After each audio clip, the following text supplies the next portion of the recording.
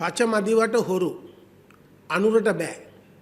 මේක තමයි සමගි ජන බලවේගය ආරම්භ කරපු උද්ඝෝෂණ මාලාව. තාම දවස් දෙකයි අරගෙන පාණ්ඩු කම්බල කෛලාසනේ රත් වෙලා තියෙනවා මේ මොහොත වෙනකොට පැලවත්ත කාර්යාලය. දැන් බය වෙලා. මේ මොකද්ද මේ? තමුන්නාන්සලාට පේන්නේ නැති.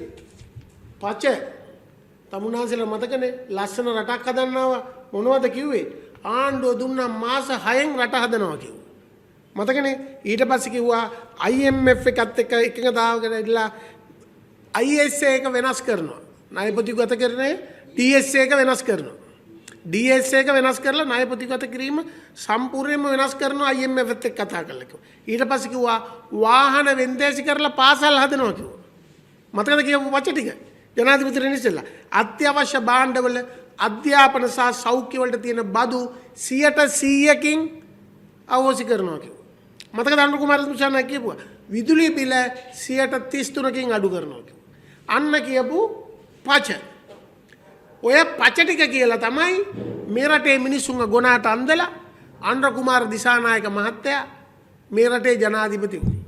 දැන් මේ පච ටිකට මොකද වුනේ? ඒ පච ටික එකතැන ලොප් වෙලා දැන් හොරු මතුවෙලා බලය ගන්න පච කියපියුම් බලය ගත්තට පස්සේ හොරු වෙලා දැන් කෝ තමුන්නාන්සලා මතකද පටන් ගත්තෙම රංගවල අධ්‍යාපන හොරකමක් කරලා කතානායක පත් කරනකොට පාර්ලිමේන්තුවේ හොර සාතික දීලා රංගවලගේ අධ්‍යාපන හොරකමෙන් ආරම්භ කරපු එක කන්ටේනර් 323ක් වහලා රට ඇතුළට පන්නපු බිස්නස් එක කළා අවුරුද්දයි මාස දෙකක් යනවා. කවුරුත් දන්නේ නැහැ. ඊට පස්සේ දැන් මහා ගල්ලඟුරු වංචාව මේ කවුරුවත් එන්න එපා කියන්න මේ ඩුබායි වල තෙල් අර්බුදේ නිසා ගල්ලඟුරු ගේන්නේ සවුත් ඇෆ්‍රිකාව වලින්. කවදාරි වෙන්නේ ගාම්බියානාගේ සවුත් ඇෆ්‍රිකාවේ ගියාට අවුරුදු 25 තනන් කළා වගේ මේගොල්ලන්ට 25 කිරේ ඉන්න වෙයි. මේ ගල්ලඟුරු හොරකමට මතක තියාගන්න.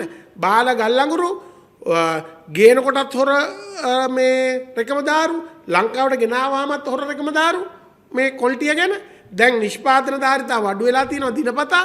ඒ නිසා ඉදිරියේදී මතක තියාගන්න අපේ ජල නිෂ්පාදනය කරන්නේ වැඩි ප්‍රමාණයක්ම මේ ගල්ලඟුරු සහ සුළං වලින් ඉතුරු ටික මදි ටික තමයි ඉන්ධන වලින් කරන්නේ. ඒ නිසා දැන් මේ ගල්ලඟුරු දූෂණය හරහා ඉන්ධන වැඩි වෙලා මේ සෙල්ලම දාලා ලයිට් පැය දෙකක් තුනක් කපලා අනුර කුමාර ඒ සෙල්ලම් වලට එන්න එපා. ආයිත් ජල බිල විදුලි බිලට අත තියන්න හදනවා ආයිත් විදුලි බිලට අත තියන්න හදනවා.